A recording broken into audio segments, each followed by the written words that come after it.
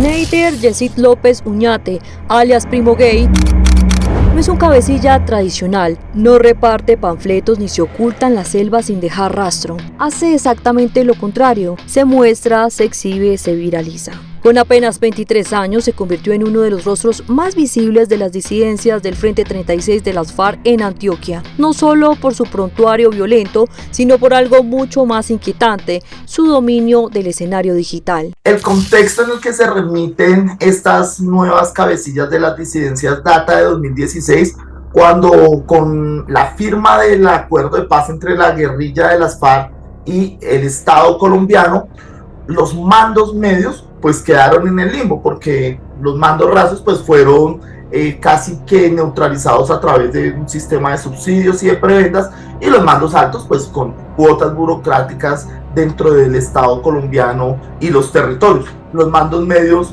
no querían ni volver a bajar, pero tampoco tenían el poder de las cabecillas para estar en la parte de la negociación. Por esa razón se da ese fenómeno de las disidencias, que van a ser generaciones que van a contar con los medios tecnológicos para poder visibilizar sus operaciones.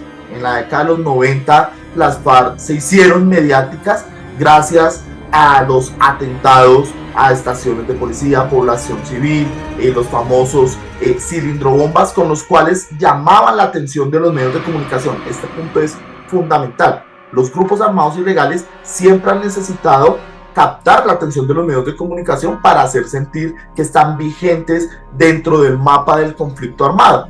Y hoy estas disidencias de nuevas generaciones, con apoyo de las tecnologías, pues no tienen los recursos logísticos ni el apoyo de la comunidad internacional, pues que está aparentemente a favor de su lucha, para poder desplegar este tipo de acciones terroristas. Entonces se ha readaptado la estrategia y hoy es la tecnología el modo de exponer y exhibir que tienen un poder y una influencia dentro del territorio. Desde municipios estratégicos como Anorí, Campamento, Guadalupe, Briceño y Angostura, Primo Gay ha entendido algo que otros grupos armados apenas comienzan a explorar. La guerra también se libra en redes sociales. Cada video, cada imagen con fusil, cada joya de oro con símbolos revolucionarios es un mensaje cifrado. No habla solo a sus enemigos, habla a posibles reclutas, a comunidades intimidadas y a una audiencia que consume violencia como espectáculo. Según investigaciones y reportes de inteligencia, varias de sus cuentas han sido monitoreadas durante meses. No son simples perfiles personales, funcionan como canales de propaganda armada donde se mezclan ostentación, ideología y control territorial. Él tiene como un rol de ocupar un espectro de las redes sociales. Y eso significa, a todas luces, que hay una estrategia de mercadeo de las disidencias en poblaciones, así, de fácil acceso, que son los jóvenes. Entonces es como un influencer para jóvenes de sectores rurales, ¿cierto? En situaciones de vulnerabilidad social y económica. Y vamos a tener un personaje que sale haciendo ostentación, por ejemplo, de temas de tecnología, o de temas de dinero, o de temas de ropa. Entonces, como influencer, es de alguna manera una nueva estrategia de influencers que no es nada desdeñable, que es empezar a impactar en mecanismos de opinión microsegmentada y microterritorializada. Se ha trasladado la dinámica de complicidad con la sociedad civil y de atemorización a quienes lo resisten.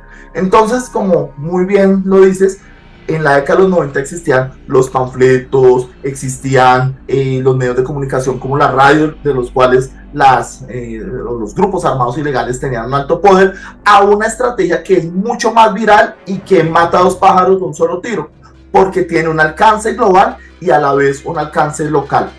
Por supuesto que es muy grave que grupos armados ilegales hagan uso de las redes sociales y de la red que está en furor como es TikTok, pero acá existe un problema, y es que no hay una regulación ni una normatividad vigente que pueda prohibir ese tipo de contenidos en estas redes sociales, porque estaríamos ante un caso muy delgado de censura y libertad de expresión.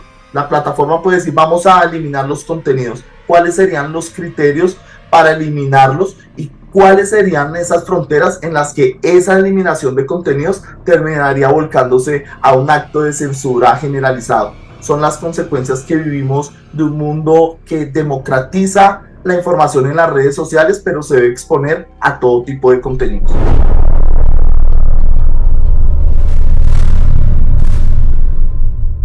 El historial criminal de alias Primo Gay no es reciente ni improvisado. Lleva más de 8 años vinculado a estructuras armadas ilegales, primero en el ELN y luego en las disidencias de las FARC, un tránsito que revela algo clave: experiencia, contactos y capacidad de adaptación. Entre los hechos más graves que se le atribuye está la desaparición del líder social Didier Humberto Agudelo en 2020, un caso que sigue siendo símbolo del miedo impuesto en el norte de Antioquia.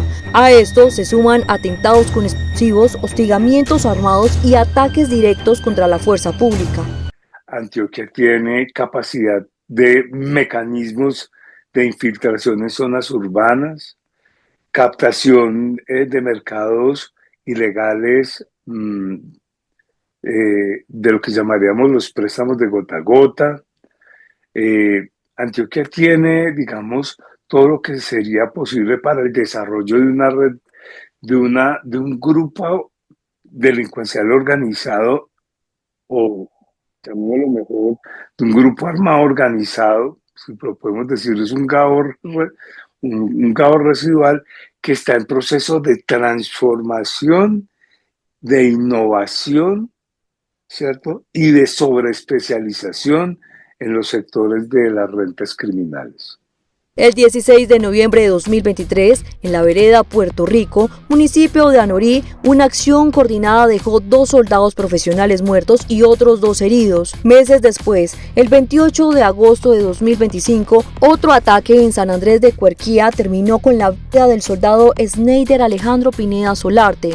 No son hechos aislados, son parte de una estrategia sostenida de terror y control territorial. Mientras las autoridades suman víctimas, Primo Gay suma visualizaciones. Estamos ante un proceso de desideologización y de instrumentalización de nombres de estructuras criminales para objetivos particulares, como son los negocios particulares que se tienen en el crimen transnacional, trátese de narcotráfico, trata de blancas, secuestros, que hacen parte de un aparataje económico que ya soltó las ideologías y cualquier narrativa política. Hoy ese no es el objetivo de las disidencias, no es disputarle el poder al Estado, proteger a la población civil frente a una reivindicación, frente a la propiedad rural. Hoy lo que importa son las rentas personales y la captura de capitales que puedan favorecer a estos grupos en la consecución de sus objetivos.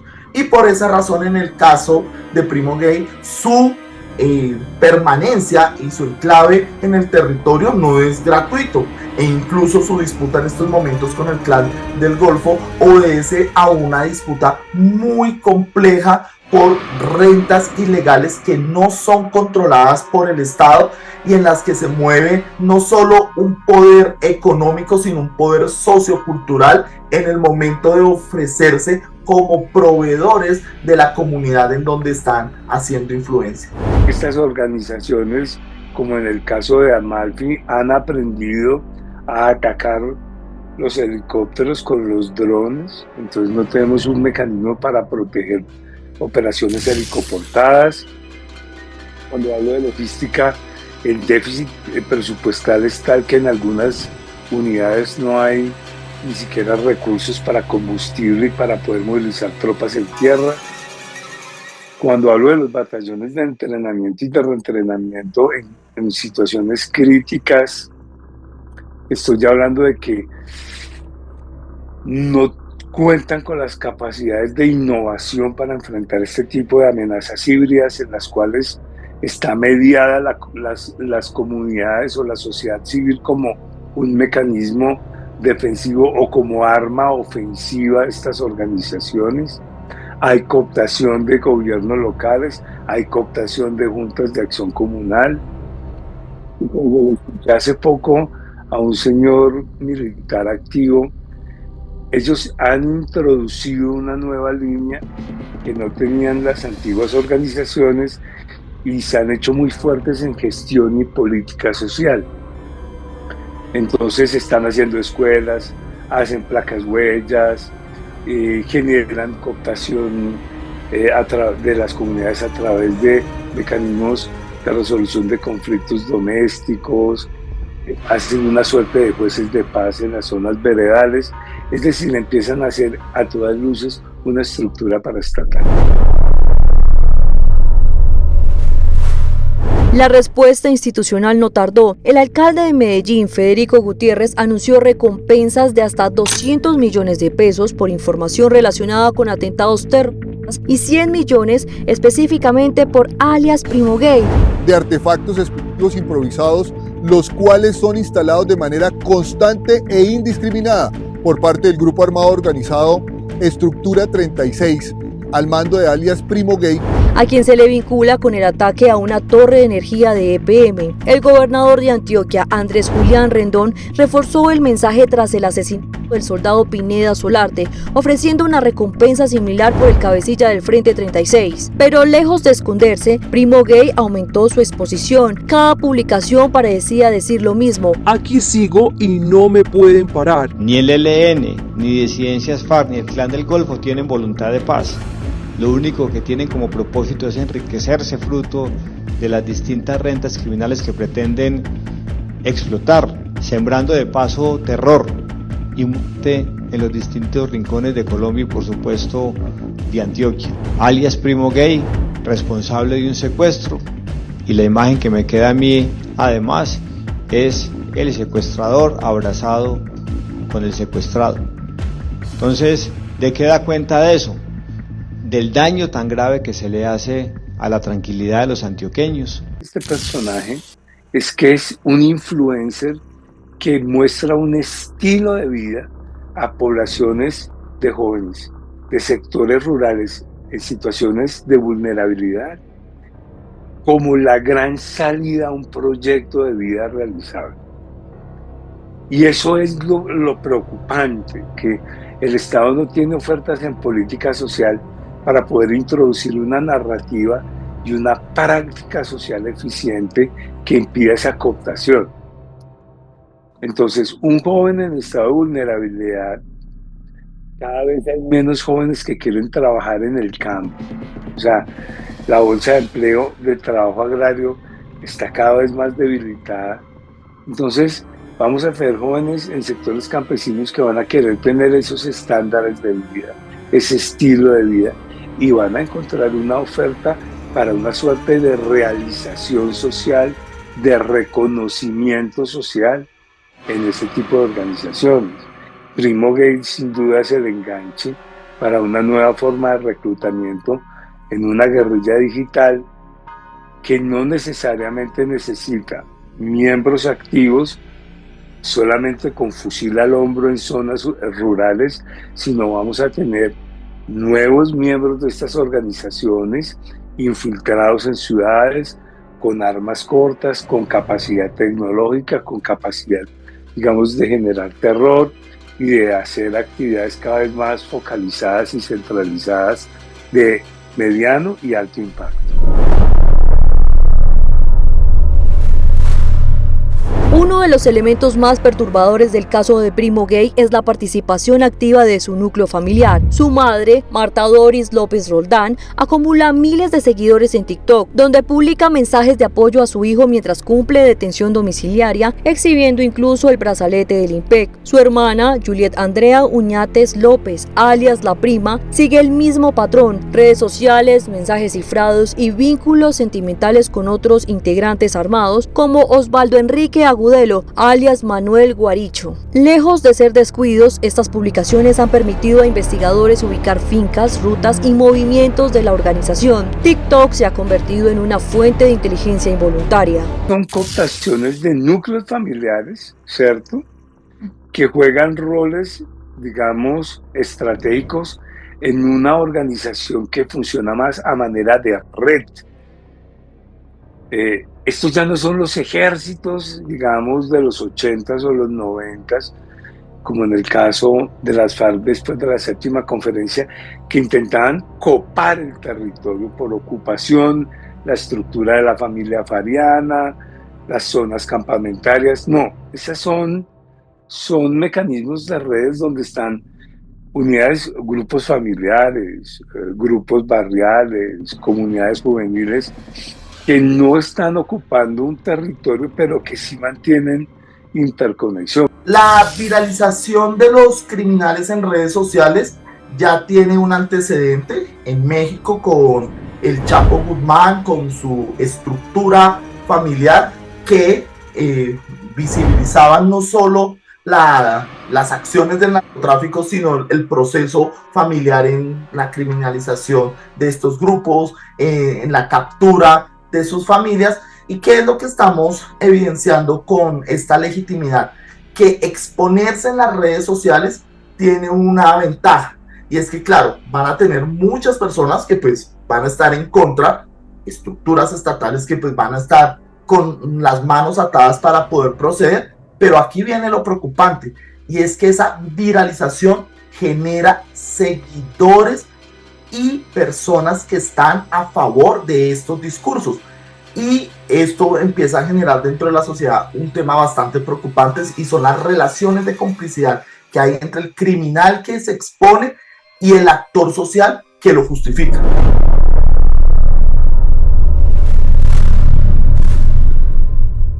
La investigación contra este individuo lleva alrededor de aproximadamente un año, permitiendo recolectar elementos materiales probatorios, evidencia física y técnica que sustenta la participación de hechos violentos en esta zona del departamento de Antioquia.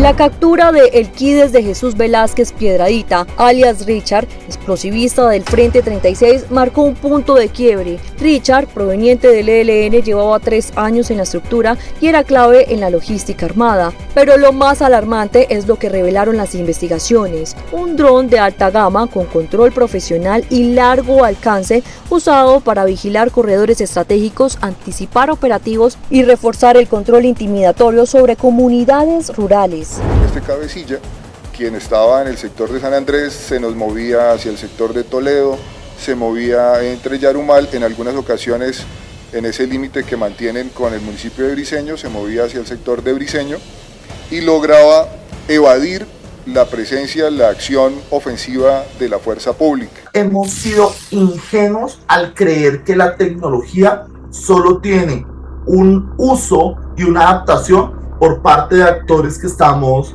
en el mundo de lo legal. La tecnología y las comunicaciones permean cualquier tipo de estructura, de estrato social y de ideología política. Es la revolución de nuestros tiempos. Por esa razón, en efecto, los drones solo revelan que las disidencias o el crimen ilegal y el crimen transnacional ha tenido la capacidad, el tiempo y el espacio para adaptarse a las nuevas condiciones de la guerra. La guerra en el futuro, por supuesto, va a ser tecnológica y va a ser comunicacional. Son dos fenómenos que de manera ingenua, lo repito, no hemos adaptado, no nos hemos preparado, y por supuesto nos vemos desbordados por estas dinámicas porque pensamos que las guerrillas y el crimen actúan en la década, como en la década de los 60 en tácticas de guerra tradicional. No, eso ya puede existir, pero ya no es la tendencia, porque precisamente los recursos tecnológicos lo que llaman la atención es que dicen estar preparados y contemporáneos, y al mismo tiempo que cualquier instrumento tecnológico que sea adaptado por el Estado. Por supuesto que tenemos un problema grande, y es que el Estado también tiene estos recursos tecnológicos, pero hay una gran diferencia, que tiene protocolos, normatividades y regulaciones que no les permiten utilizar estos instrumentos de manera anárquica o de manera o sin una regulación o unos procedimientos. En el caso de las guerrillas, de las disidencias y el crimen transnacional, pues esto no sucede porque precisamente uno de sus flexibilidades y facilidades es que no obedecen estos protocolos y normas, y por esa razón el uso de drones se les antoja sencillo de ejecutar. No es lo mismo en los poderes legales. Primo Gay representa algo más que un cabecilla armado. Es un símbolo de que la guerrilla mutó y que entiende del lenguaje digital y convirtió la visibilidad en poder. La pregunta es, ¿estamos viendo el final de una guerrilla tradicional o el nacimiento de una mucho más peligrosa? Déjanos tu opinión en los comentarios, suscríbete si quieres más contenido como este y no olvides activar la campanita. Nos vemos en el próximo episodio.